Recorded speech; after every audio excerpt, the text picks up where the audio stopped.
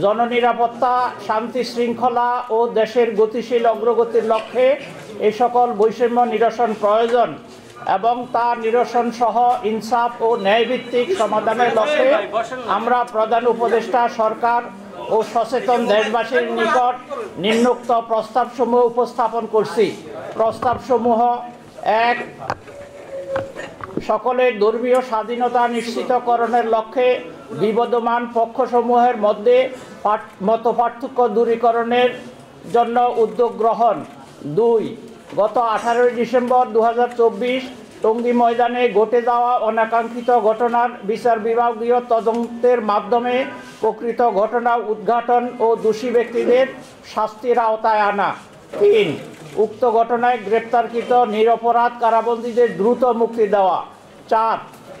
উভয় পক্ষকে তাদের সর্বোচ্চ মুরব্বীদের নিয়ে দাওয়াতি কার্যক্রম পরিচালনার সুযোগ দেওয়া। ৫.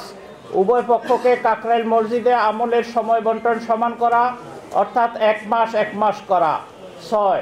টঙ্গীর ইজতেমার মাঠে উভয় পক্ষকে সমানভাবে, অর্থাৎ 6 মাস 6 মাস, January to June, July to December করে 5 দিনের জোড় ইজতেমা ও অন্যান্য আমলের জন্য ভাগ করে দেওয়া।